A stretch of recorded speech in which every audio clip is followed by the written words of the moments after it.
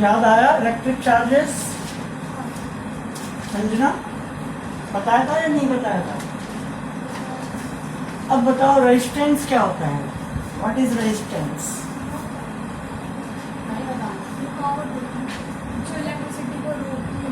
यही डेफिनेशन दोगे?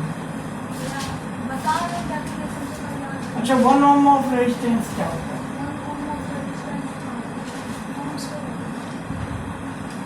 देखो मैं बार बार यही कह रहा हूँ आप लोगों से, अगर पीछे का नहीं पढ़ोगे ना तो आप लोगों के साथ बड़ी दिक्कत होने वाली है। देखिए कितने लेंथी चैप्टर्स हैं, कम से कम ये तो सोचो।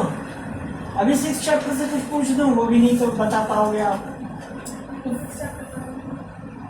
तो कब पढ़ोगे? मैंने तो पढ़ा दिया ना, कब पढ़ेंगे आप? आज काम खत्म हो गया। ऐसे कुछ नहीं होता, स्कूल का काम तो पूरे साल चलता रहेगा। मैं बार बार यही बोल रहा हूँ, अच्छे मार्क्स तभी ला पाओगे जब आप कम से कम 6 बार पूरे सिलेबस को लर्न करोगे, 1 2 और ईच एंड एवरीथिंग, तभी 90s आप मार्क्स आ सकते हैं, अदरवाइज फिर 60s में रह जाओगे। ये ध्यान रखना, बाद में मत कहना। इसको करो, फ्रैक्शन के फ्रैक्शन में चेंज करो, फिर चेक करना कि नीचे वाला क्या कटेगा इससे, इसके नीचे में 1, तो ऊपर नीचे चेक करेंगे कोई किसी से कटेगा, अगर कटेगा तो ठीक है, नहीं तो ऊपर से ऊपर वाले को ठीक है। ओके गाइस, उस दिन मैंने कहा था कि हम फॉर्मूला प्रूफ करेंगे, किसका? सीरीज का और पैरेलल का। तो सबसे पहले हेडिंग डालिए रेजिस्टेंस इन सीरीज कॉम्बिनेशन, और उसका डायग्राम मैंने बना के दिया था आप लोगों को, बड़ा ही सिंपल डायग्राम था। एक ही वायर में 3 रेजिस्टेंस लिया था मैंने, जो कि एक बैटरी से अटैच था। इसको मैंने कहा था R1, इसको कहा था R2 और इसको कहा था R3। तो देखो जो करंट I यहां से फ्लो कर रहा है, क्या इस करंट I को जाने का दूसरा रास्ता है या सिर्फ एक ही तार है? एक ही वायर है। तो जब एक ही मतलब जब करंट को कंडक्टर के अंदर एक ही रास्ता मिले जाने के लिए, एक ही रास्ते से वो फ्लो करे, है ना, तो क्या कहते हैं उसे? रेजिस्टेंस इन सीरीज, यानी कि उसमें जो रेजिस्टेंस लगा रहता है उस वायर में, उसको कहते हैं रेजिस्टेंस इन सीरीज, यानी कि हर रेजिस्टेंस में एक ही करंट फ्लो कर रहा है I, एक ही करंट फ्लो कर रहा है I। लेकिन ध्यान रखना कि जब सेम करंट जहां फ्लो करता है वहां पोटेंशियल डिफरेंस क्या हो जाता है? चेंज हो जाता है। क्यों चेंज हो जाता है? तो देखो, सपोज करो R1 होगा 5 ओम का, R2 हो सकता है 2 ओम का हो सकता है R3 8 ओम का हो। तो V इक्वल टू क्या होता है? I अपॉन R, यही होता है V का फॉर्मूला, I अपॉन R। तो देखो I तो सेम है, चाहे R1 रखो तभी भी I सेम है, R2 रखो तभी भी I सेम है, और R3 रखो तभी भी I सेम है। लेकिन R1, R2 और R3 की वजह से इसकी वैल्यू तो चेंज होगी ना। तो इसका मतलब है कि R1 जहां पे है वहां पे जो पोटेंशियल डिफरेंस होगा वो क्या होगा? V1। R2 जहां पे है वहां पे पोटेंशियल डिफरेंस क्या होगा? V2। और R3 जहां पे है वहां पोटेंशियल डिफरेंस क्या होगा? V3। तो R1, R2 और R3 का जो सीरीज में फॉर्मूला है उसको प्रूफ करने के लिए हमें पहले क्या निकालना पड़ेगा? V1, V2, V3। अब समझ में आ गया? क्योंकि I तो सेम है, I को निकालने का कोई फायदा नहीं है इस वाले क्वेश्चन में। तो हमें क्या निकालना पड़ेगा बारी बारी से? V1, V2 and V3। तो सबसे पहले क्या लिखेंगे? लेट रेजिस्टेंस R1 R2 पहले समझ लो, एंड समझ लोगे तो फिर घर पे इतना रखना नहीं पड़ेगा, and R3 are in series if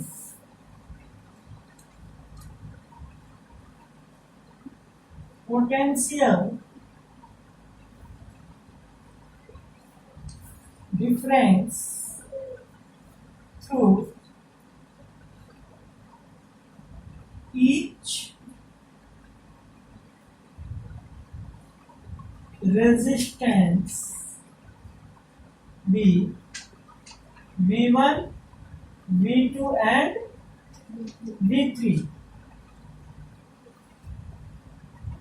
as we know according to Ohm's law। क्या कहते हैं ओम जी? ओम जी कहते हैं V इज इक्वल टू होता है I upon R। Therefore V1 क्या हो जाएगा? I upon R1, am I right? V2 क्या हो जाएगा? I अपॉन R2 और V3 क्या हो जाएगा? I upon R3। तो सॉरी, यही तो गलती कर दी।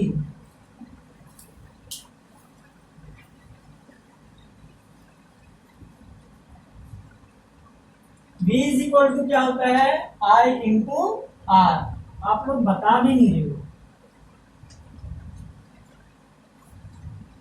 आप लोग बता भी नहीं रहे हो, इतना पढ़ के आ रहे हो आप लोग।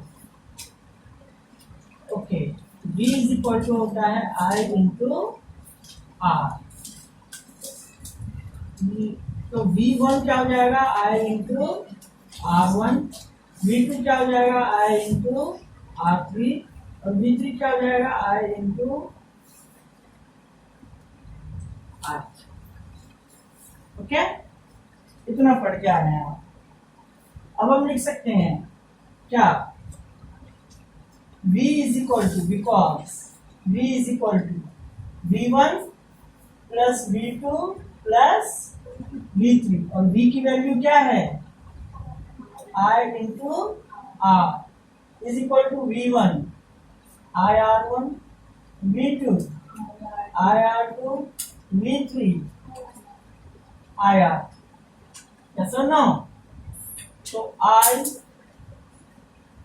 R is equal to, I common हो गया सब में, तो क्या आ गया? R1 plus R2 plus R3। I इधर आ जाएगा, उधर मल्टीप्लाई में है तो इधर किस में आ जाएगा? डिवाइड में, तो वहां क्या रह जाएगा? R1 plus R2 plus R3। I से I क्या हो गया? तो जो टोटल रेजिस्टेंस है सीरीज में, इसका फॉर्मूला प्रूफ हो गया। सीरीज में ये फॉर्मूला होता है, देखो यही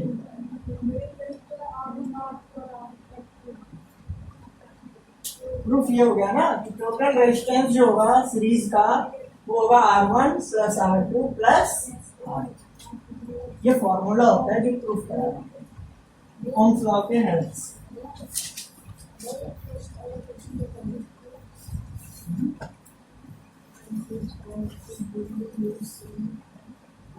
Histogram, the number of letters of different areas for which of कह रहा है किस इनमें से कौन सा हिस्टोग्राम शो करेगा? तो हिस्टोग्राम वहां शो करता है जहां दोनों तरफ नंबर हो। तो नंबर ऑफ लेटर्स क्या वहां दोनों तरफ नंबर है? एक तरफ ABCD होगा, यस और नो? ओके। दूसरा, the height of a competition in an athletic meet, है ना? यहाँ पे भी हाइट क्या किनका होगा? लोगों का होगा, है ना? तो वहां पे एक तरफ नाम होगा और दूसरी तरफ हाइट होगा। फिर the number of cassettes produced by 5 companies, यहाँ पे भी क्या होगा, कंपनी ए, कंपनी बी, कंपनी सी। यहाँ क्या है, the number of passenger boarding train from इतना AM टू इतना PM। तो यहाँ पे इधर भी नंबर है और इधर भी पैसेंजर भी नंबर में होंगे, 5 पैसेंजर, 10 पैसेंजर, और ये भी नंबर में होगा। तो ये हिस्टोग्राम बनाएगा, बाकी हिस्टोग्राम नहीं होगी। समझ में आ गई बात? हिस्टोग्राम वहीं बनेगा जहां दोनों तरफ डाटाज अवेलेबल है। अगर एक ही तरफ डाटाज अवेलेबल होता है तो वहाँ हिस्टोग्राम नहीं बनता, वहाँ बार ये तो सेकंड में भी हो रहा ग्राफ बनता है। एक तरफ नाम है और दूसरी तरफ फाइल है। हाँ, तो सेकंड में हिस्टोग्राम थोड़ी बनेगा, बार ग्राफ बनेगा।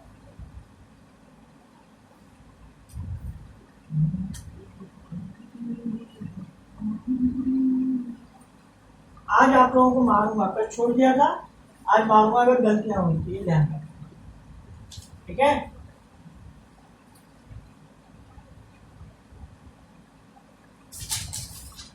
बता दो क्लास।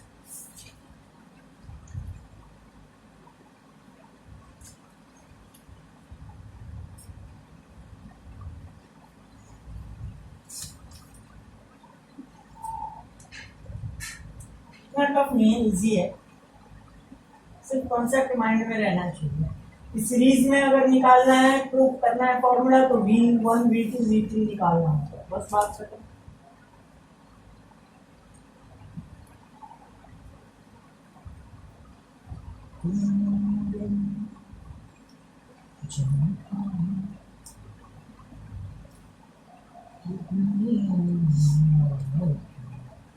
बता दो खत्म।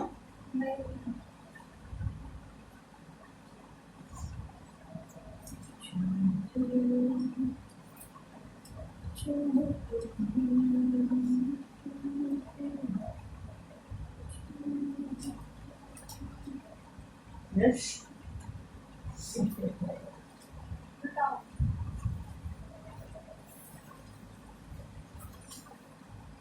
ओके। अब यहाँ पे हेडिंग जहाँ सीरीज कॉम्बिनेशन था वहाँ क्या डालोगे? दूसरा वाला क्या था आपका? Parallel combination. वहाँ पे लिख लो पैरेलल कॉम्बिनेशन। और देखो ये तो इजी था, लेकिन अब जो इसके एप्लीकेशन आने वाले हैं वो कितने जानदार हैं। आज हमारा इसी टॉपिक पे पूरी क्लास चलेगा, पैरेलल कॉम्बिनेशन। अब इस चैप्टर में जान भी नहीं बचा। इस चैप्टर का जो टफ जो टॉपिक्स थे वो दो ही थे, एक ये वाला और एक फैक्टर्स अफेक्टिंग द रेजिस्टेंस, क्योंकि उनमें से न्यूमेरिकल आते हैं, और एक ये है जिनमें से न्यूमेरिकल आता है, न्यूमेरिकल करवाऊंगा। अब देखो पैरेलल कॉम्बिनेशन का डायग्राम याद है कि कितने वायर गए थे? 3 वायर गए थे।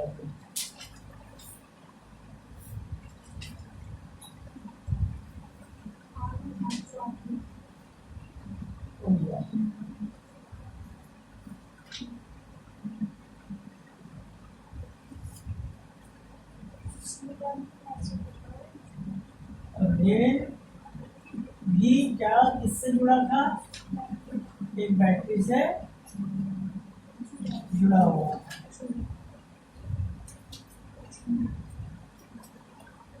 अब देखो करंट यहां से फ्लो करता हुआ गया, यहां से गया, यहां पे जाके करंट को 3 रास्ते मिल गए, कहाँ जाऊं कहाँ जाऊं, कहाँ ना जाऊं कहाँ जाऊं।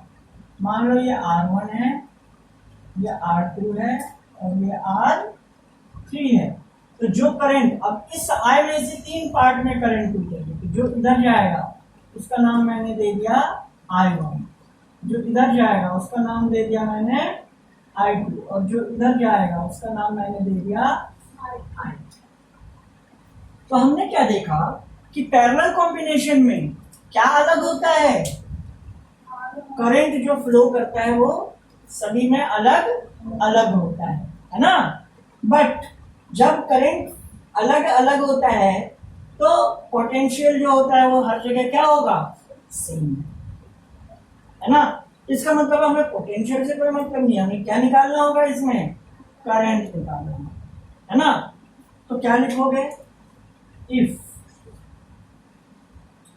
R1, R2 and R3 are resistances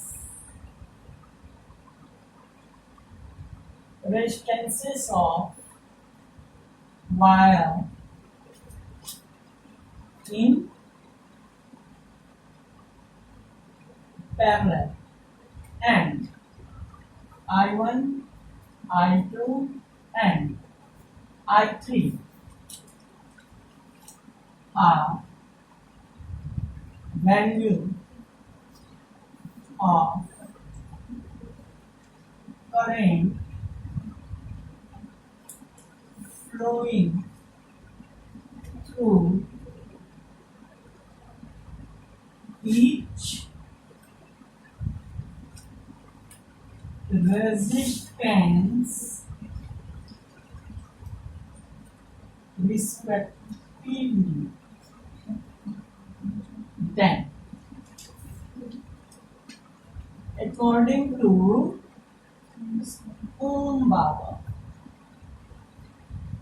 ओम बाबा क्या कहते हैं? ओम बाबा कहते हैं भैया आई जो होता है वो होता है V अपॉन R। तो यहां से निकाल लेंगे I1, I2, I3। I1 हो जाएगा V upon R1, V upon R2, V upon R3, है ना? Because I is equal to I1 plus I2 plus I3।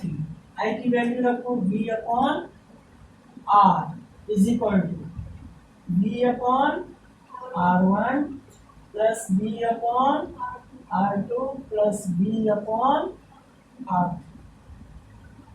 V upon R is equal to V common हो गया सबने V है, 1 upon R1 plus 1 upon R2 plus 1 upon R3। देखो V इधर multiply में है तो इधर किसमें आएगा? डिवाइड में, तो कैंसिल हो जाएंगे दोनों। तो लिख सकते हैं 1 upon R is equal to 1 upon R1 plus 1 upon R2 plus 1 upon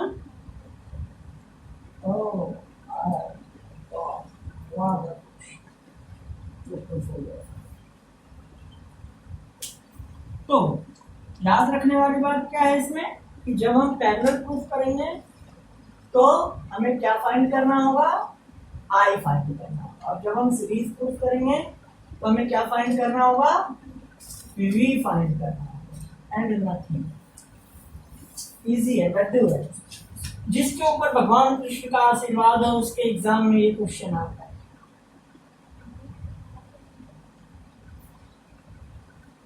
हाँ आया था इस बार। मुझे क्या पता किसने किया किसने नहीं किया।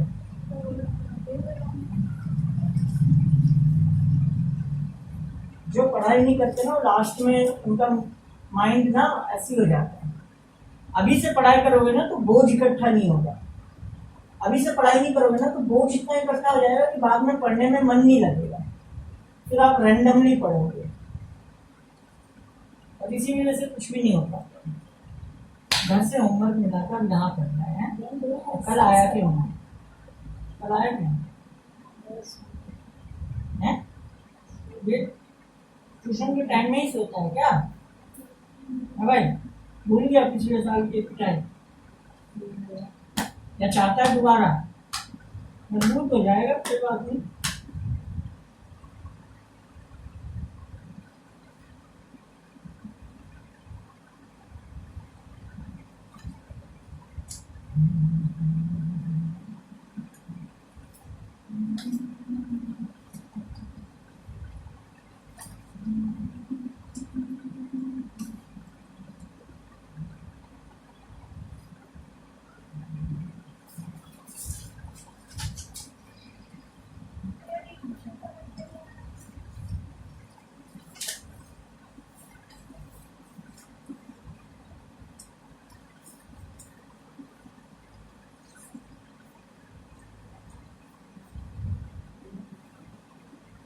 94 या 76 है। Very good.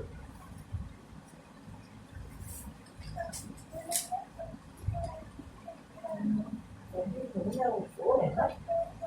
हाँ, तो 4 को 90 से करेंगे तो 76 है। 7 थोड़ी ना, 93 क्या होता है इसलिए।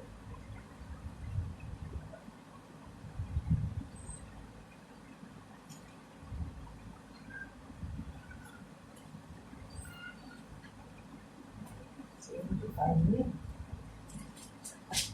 26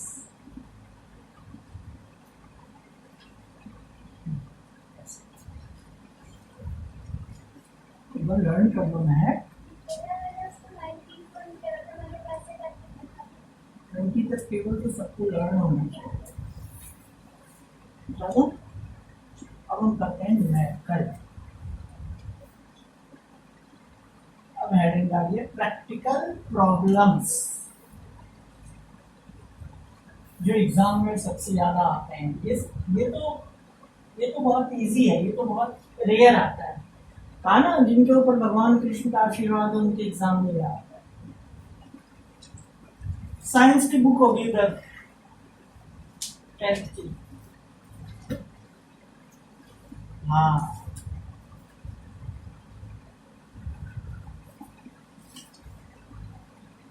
विशेष ज्ञान। चलो पहले थोड़ा छोटे छोटे एग्जाम्पल करते हैं, फिर आएंगे बुक के क्वेश्चन। जो एग्जाम में आए हुए क्वेश्चन है उसके बाद में पहले छोटे छोटे एग्जाम्पल करते हैं। तो देखो, सपोज करो आपको कैसे क्वेश्चन दे देगा 1 मार्क्स में, टिक वाला ऐसा।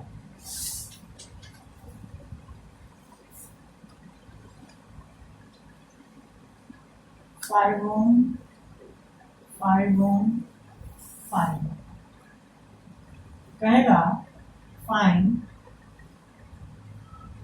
टोटल या इक्विवेलेंट। टोटल भी पूछ सकते हैं और इक्विवेलेंट, दोनों नाम होता है। रेजिस्टेंस, और वहां पे 4 ऑप्शन देते हैं। तो देखो, आपने देखा कि आप मन में सोचोगे अगर यहां से करंट जाएगा तो क्या करंट को कहीं और रास्ता है अलग जाने का? तो इसका मतलब ये किसमें है? सीरीज में है ना। तो total resistance R is equal to R1 plus R2 plus R3, है ना। यहां पे लिख लो बिकॉज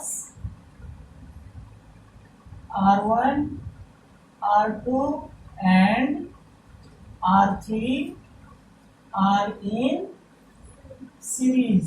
और टिक वाले में तो ये सब लिखना ही नहीं पड़ता है, मैं आपको समझाने के लिए लिखा रहा हूँ। ये हो जाएगा 5 plus 5 plus 5 is equal to 15 ohm answer.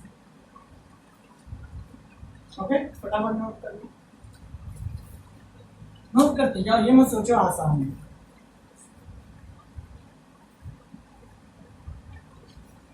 अगर आज गलत हुआ, आज तो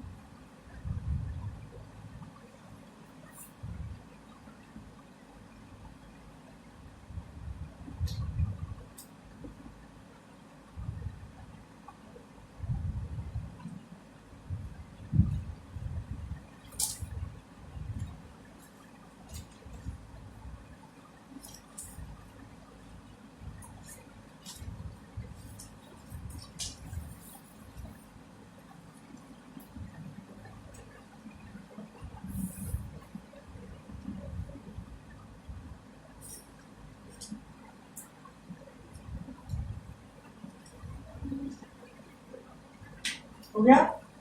अब सपोज करो कि आपके पास ऐसा आ जाए, कैसा आ जाए? ऐसा।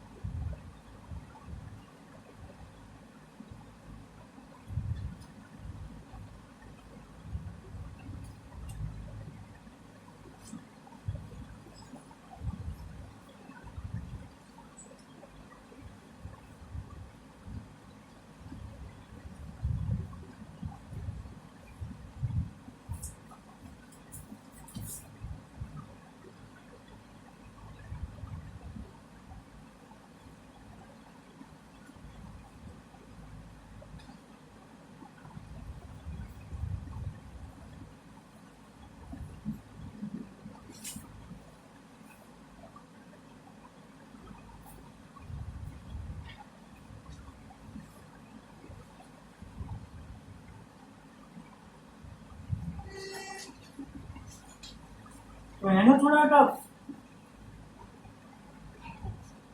है ना थोड़ा टफ। अब क्वेश्चन क्या है, क्वेश्चन आ गया पहला, उतारो फटाफट डायग्राम उतारो, क्वेश्चन उतारो, फिर मैं इसे निकाल करो। Find equivalent resistance between A and B. Okay. Number 2. Find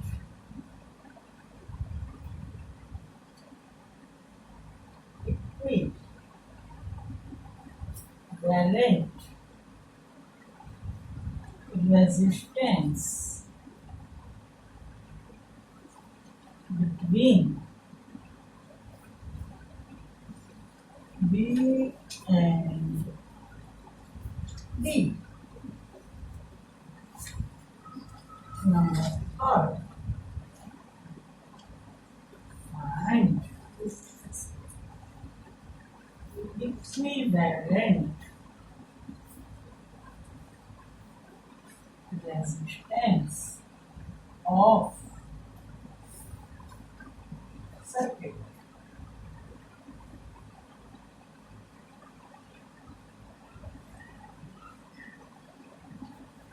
बता दो, एक सेकंड में कर लोगी, हो गया।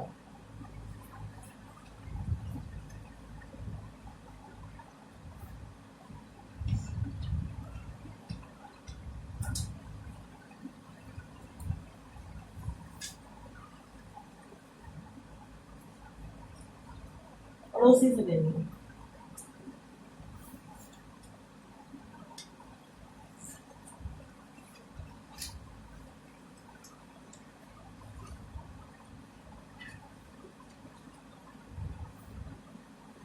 डायग्राम तो मैं रहने देता हूँ। अब डायग्राम के ऊपर मैंने अमाउंट तो दिया ही नहीं। 2 ओम, 1 ओम, 1 ओम, 1 ओम, 2 ओम, 2 ओम, 1 ओम, 1 ओम, 1।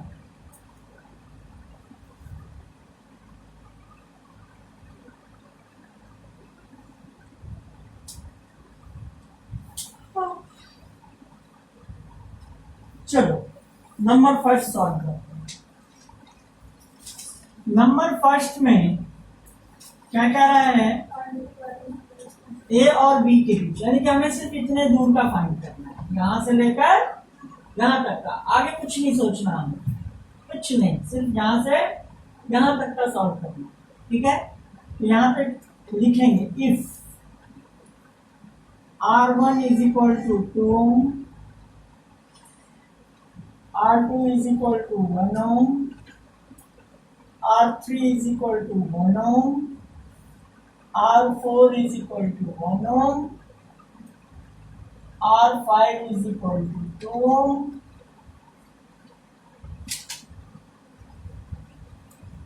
R6 is equal to 2 ohm, R7 is equal to 1 ohm, R8 is equal to 1 ohm और R9 is equal to 1।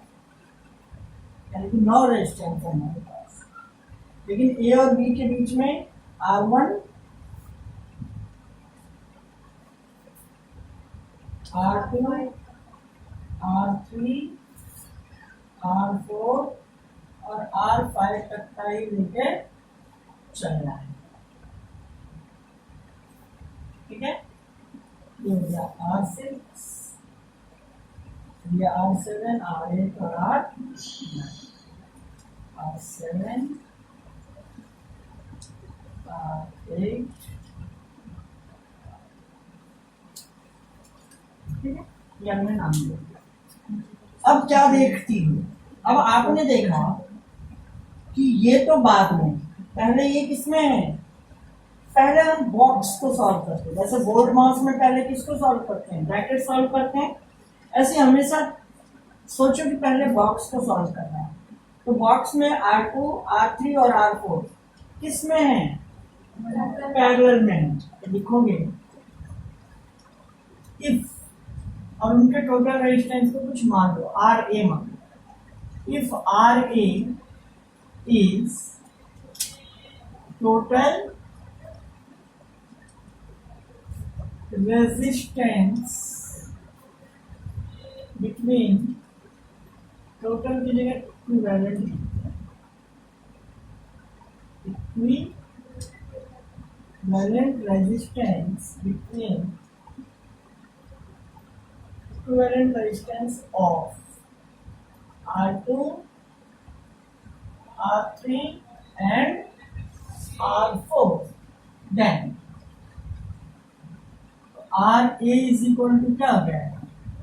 RA is equal to हो जाएगा 1 upon R2, 1 upon RA, 1 upon RA is equal to हो जाएगा 1 upon R2 plus 1 upon R3 plus 1 upon R4. यहाँ लिखो because R2, R3 and R4 are in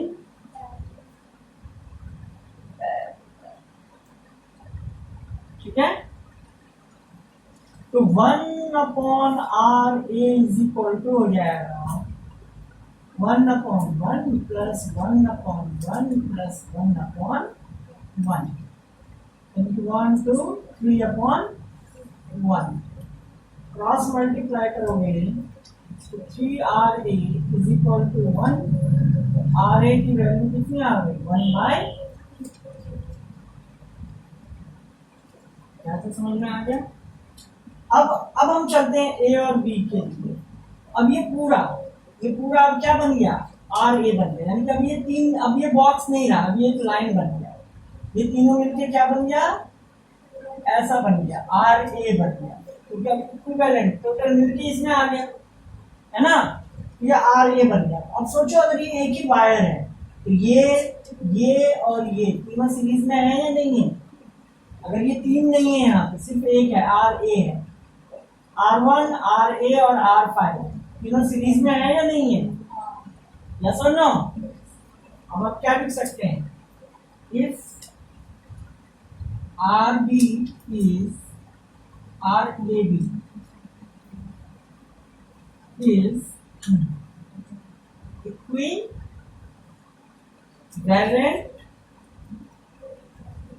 resistance of between A and B, then RAB is equal to क्या हो जाएगा?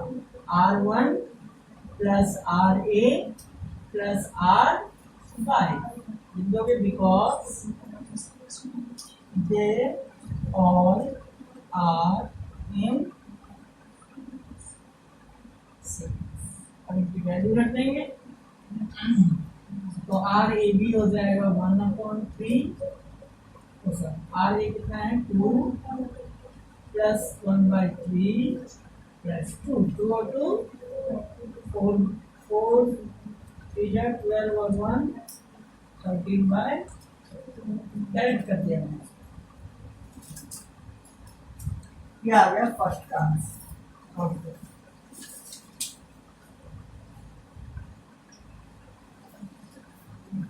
हाँ, आपके इस चैप्टर का सबसे टफेस्ट पार्ट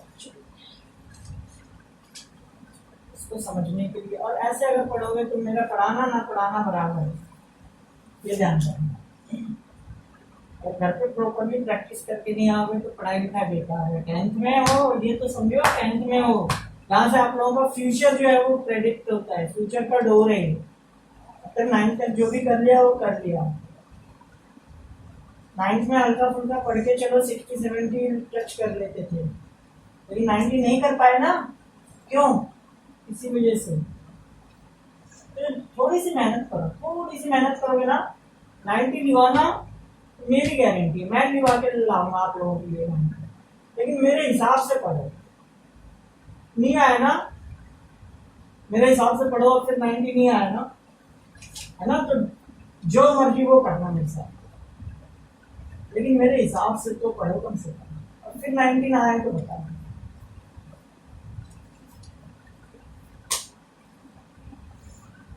सो रहा है तो बैठ रहा है, उसे लिख लिख के प्रैक्टिस करेगा, पढ़ रहा है उसे, क्वेश्चन आंसर है वो कदे बता दो। चलो बी और कहां तक दिया था, डी, बी और डी के बीच में सेकंड यही था ना, बी डी के बीच में इक्विवेलेंट रेजिस्टेंस, तो फाइंड करके दिखाऊंगी।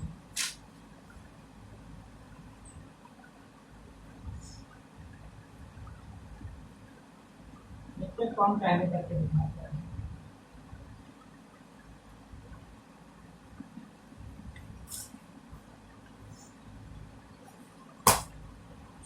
इस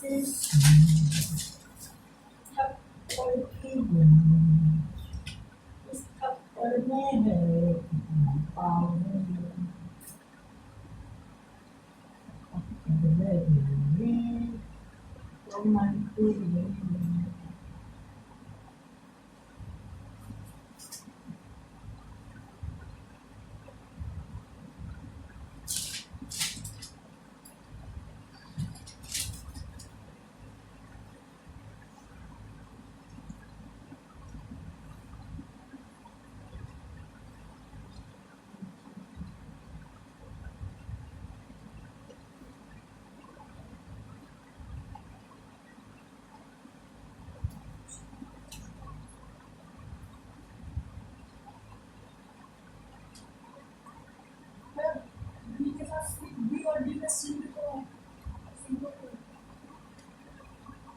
बी से लेकर डी तक जो जो चीजें हैं उनको सॉल्व करो, सिंपल सी बात है। पहले बॉक्स को सॉल्व करो, मैं भी तो ये चाहता हूँ आप लोग पहले बॉक्स को सॉल्व करो। बी और डी के बीच में एक बॉक्स है ना, इसको सॉल्व करो, फिर तो सीरीज में आ जाएगा, तो एक ही वायर बन जा रहा है यहाँ से यहाँ पर।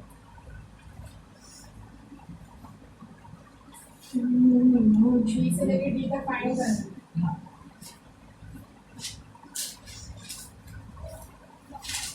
इसका सेकंड पॉइंट है। अरे यार सेकंड क्वेश्चन है, 3 क्वेश्चन दिए ना, सेकंड वाला है।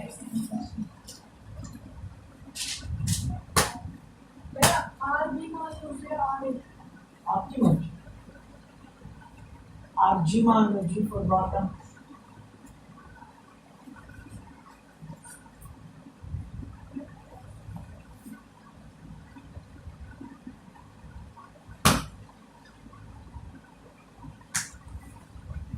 अपनी बुक किसको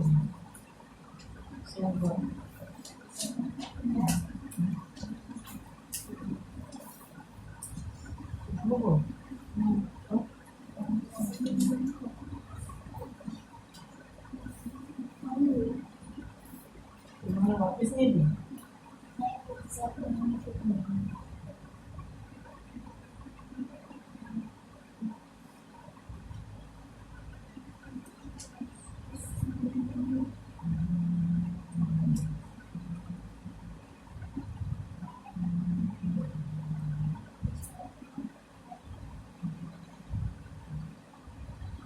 चलो करो संजना का।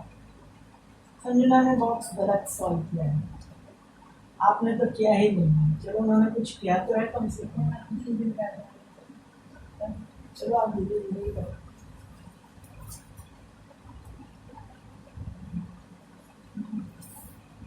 करो करो।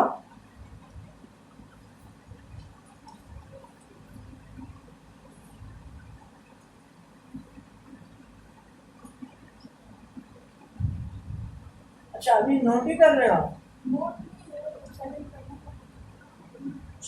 चलो मैं करता हूँ, आप लोग देखो।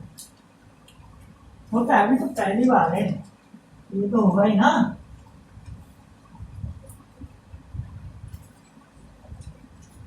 बट कोई बात नहीं, अभी धीरे धीरे सीख जाओ। I hope so. 7। Okay guys, इस बॉक्स में देखो, हमेशा माइंड में प्रेडिक्ट करे करो कि बी से करंट चला,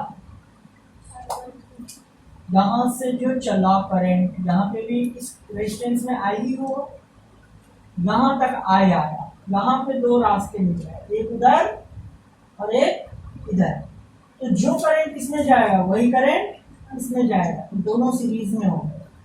गलती से सुनो, देखो अपनी समझना, ये दोनों तो सीरीज में हो जाएगा ना, समझना हमारा राइट और ना। हाँ, इन दोनों का सीरीज से जो एक बनेगा और ये वो पैरेलल में होंगे, इन दोनों का सीरीज से एक बनेगा और ये पैरेलल में होंगे। क्या लिखेंगे? R7 and R8 if RB is equivalent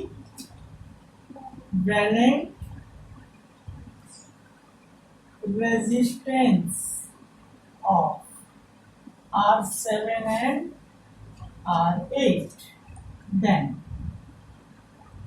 मैंने उसको सॉल्व किया, RB इज इक्वल टू क्या हो जाएगा? R7 plus R8, because R7 and R8 are in okay. RB is equal to हो गया 1 प्लस 1 2 ओम, राइट। अब लिखो, अब R9 और RB लिखोगे, इफ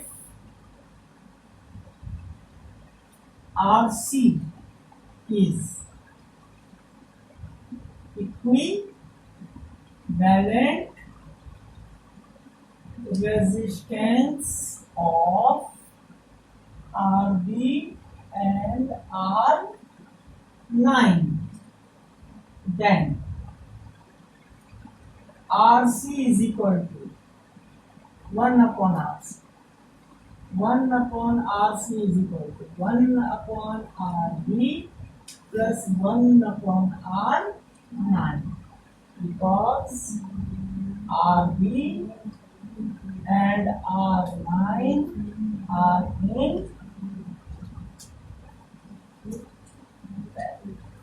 अब समझ में आया? अब वैल्यू रख लो, 1 upon RC is equal to 1 upon 2 plus 1 upon 1, तो 2 और 1 3 upon 2, 3 upon 2, 1 upon RC, 3RC is equal to 2, RC की वैल्यू कितनी आ गई? 2/3। अब if RBD is equivalent resistance between B and D, then RBD is equal to क्या हो जाएगा? R6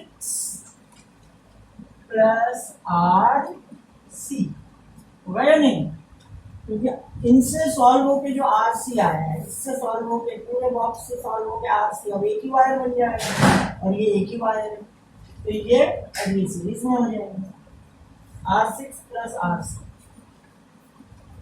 RBD is equal to हो गया R6 हमारा है 2 और ये हमारा 2/3, 3 2 6 और 2 8/3, ये हो जाएगा RBD। कितना आसान था, मुझे 2 मिनट भी नहीं लगा था, बल्कि समझा के पढ़ा।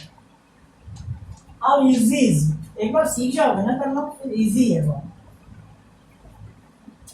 तो सीरीज और पैरेलल को पहचानो, बाकी इसमें है ही नहीं कुछ, फिर तो ये लड्डू है, लड्डू बेसन वाला, वो भी मुंह में डालो गाइस।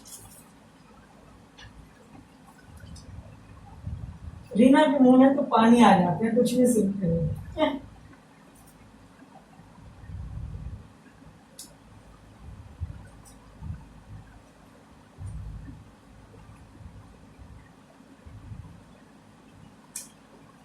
कहाँ गया?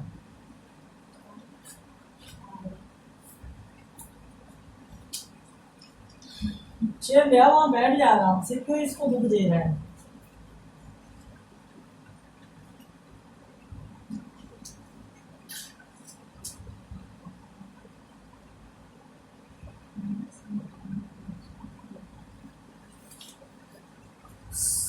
सुख के सब साथी दुख में तो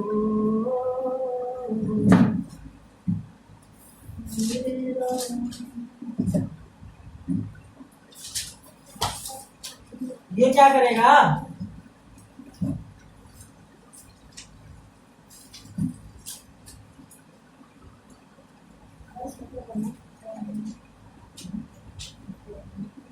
इसमें ढूंढना है W कितने बार है, G कितने बार है, टेबल बनाना है ना, वही बात ये काटने वाला होता है।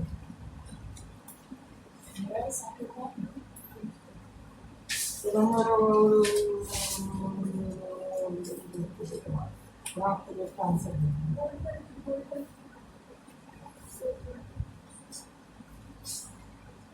हो गया, क्या दो?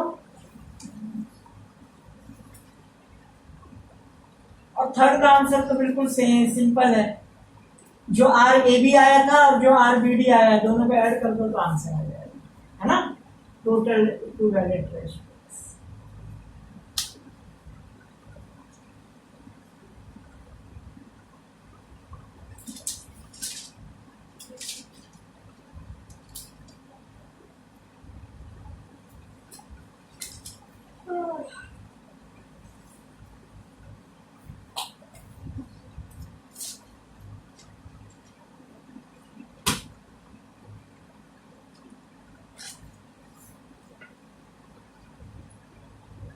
एक प्यासा तो हुआ था, इधर उधर भटक रहा था, उसको एक मटके में पानी दिखा, पानी बहुत नीचे था, तंबू उठा के लाया, मटके में डाला, पानी ऊपर आया तो बहुत नीचे।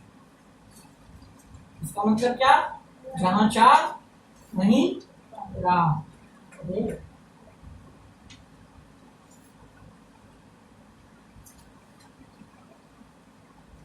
करो ना, देखो total resistance of circuit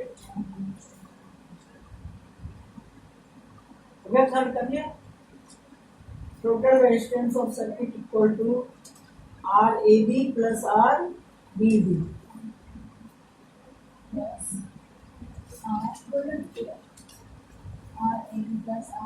are अभी क्या निकाला है? अभी क्या निकाला है? दोनों को ऐड करो, आर ए बी निकला था वो और आर बी डी।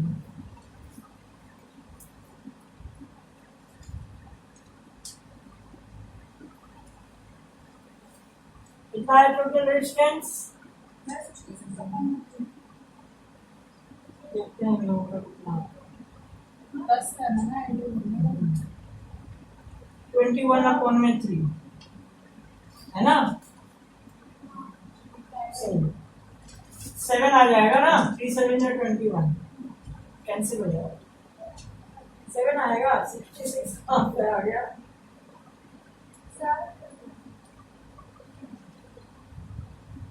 गधे 8/3 और उधर क्या था 18, 13/3 को ऐड करेगा तो क्या होगा? है बच्चों वाली 13/3 और प्लस 8/3।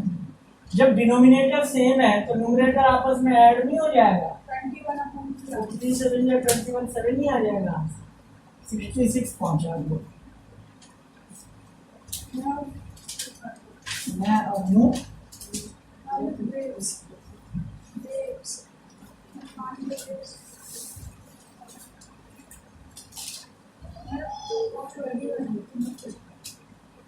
आपकी कॉपी भर के मैं ना करूँ, ये कहाँ से सीख लिया? ऐसा हुआ है कभी किसी एक स्टूडेंट की वजह से? इवन एक स्टूडेंट भी आता है तो मैं पढ़ा देता हूँ, जो नहीं आता उनका घाटा होता है।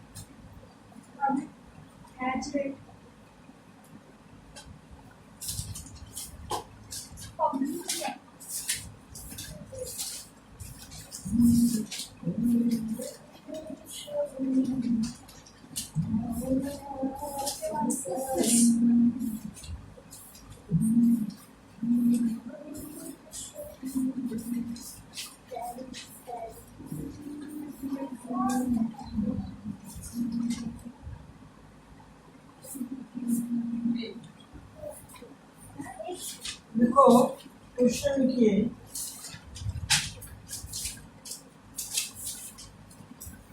Find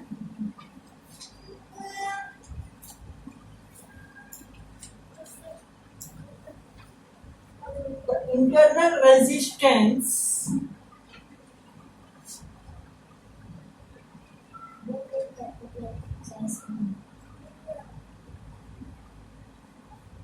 of the cell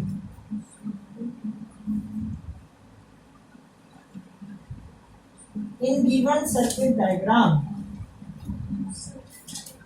In given circuit diagram.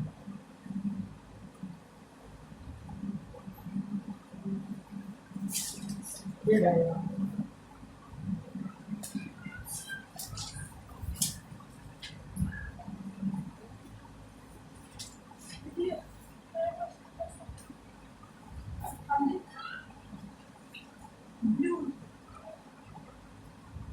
One upon two को एक वन से मल्टीप्लाई करना है, एक वन से आता है ऑफ करने से मल्टीप्लाई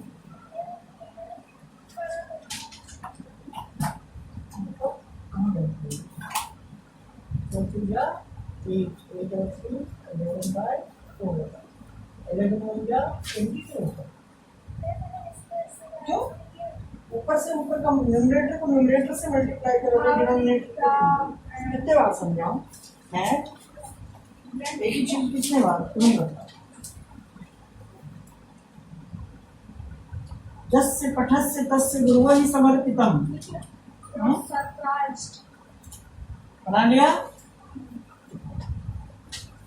देखिए इसमें एक नया कॉन्सेप्ट आया है। इसमें कॉन्सेप्ट क्या है कि आपको इंटरनल रेजिस्टेंस फाइंड करना है, किसका, सेल का।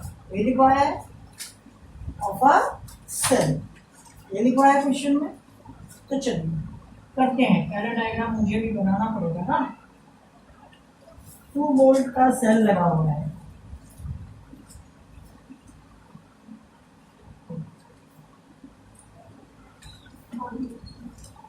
टू वोल्ट का सेल लगा हुआ है और यहाँ एक रेजिस्टेंस लगा है, यही है कुछ।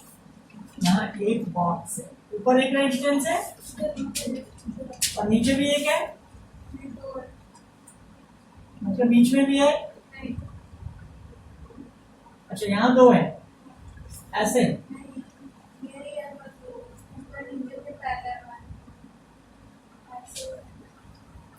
हाँ, मतलब ऊपर नीचे हो गए ना, तो वही तो मैं पूछ रहा था,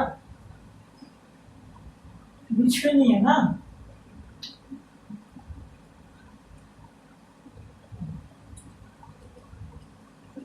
सही बना है और तो कुछ नहीं। ओके 2 वोल्ट करंट है, ये 2 वोल्ट है, ये आर है और ये 6 ओम और 6 ओम।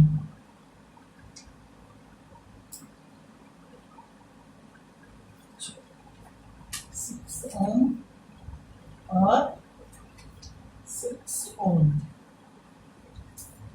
और तो कुछ नहीं दिया, कुछ नहीं दिया। अब हम नाम रख देते हैं, मान लो ये ए है, ये बी है, ये सी है, ये डी है, ये ई है और ये एफ। पहले डी ई का इक्विवेलेंट रेजिस्टेंस निकालना। इफ आर ए साथ साथ कर देते हैं, ये तो आप लोगों की समझ में आ जाएगा।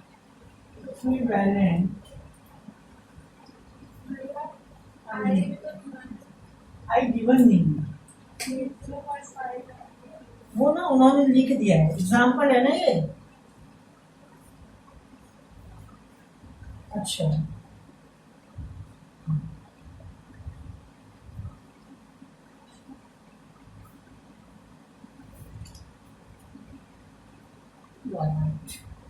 आईडी करंट ऊपर को जा रहा है, नीचे को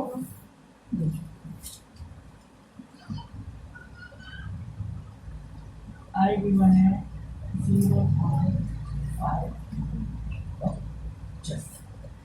if RA is the equivalent resistance between B and E,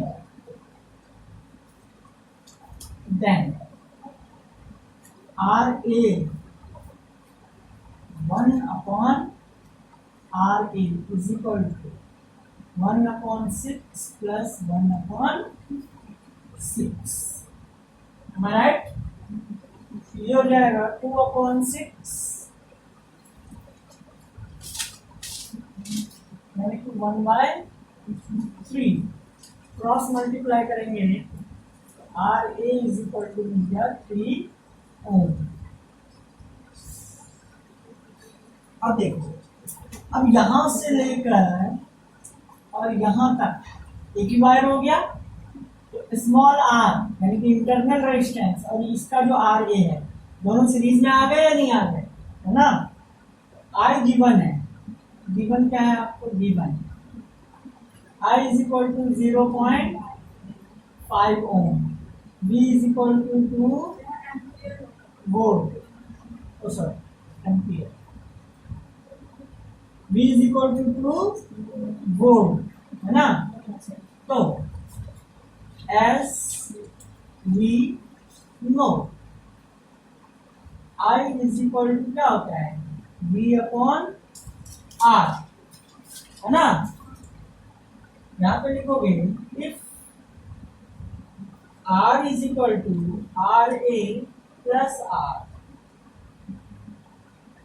then I is equal to हो जाएगा V upon RA plus R. Value रखो 0.5 is equal to V, V हमारा है 2 और R A आया है 3 प्लस स्मॉल r, तो small r की वैल्यू आ जाएगी या नहीं आ जाएगी. यही था आपका क्वेश्चन. 2 नंबर का आया था ये, कब आया था ये, 2011 में.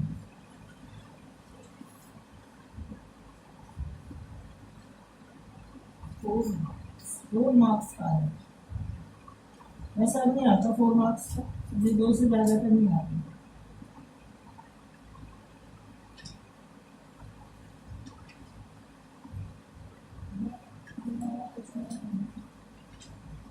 गाइस आज आप लोगों की क्लास नहीं होगी, आप लोग बैठे हुए हैं, आप लोगों से क्या है. हाँ, आज आप लोगों की क्लास नहीं होगी, आप लोग बैठ के खुद पढ़ना चाहते हो तो पढ़ो. आज इन्हीं की क्लास होगी.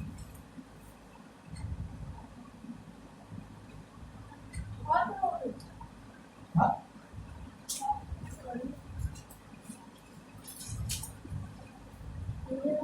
वहां से स्पाइरल वाली कॉपी ले ले कोई, इसमें कर ले, पेज फाड़ लियो.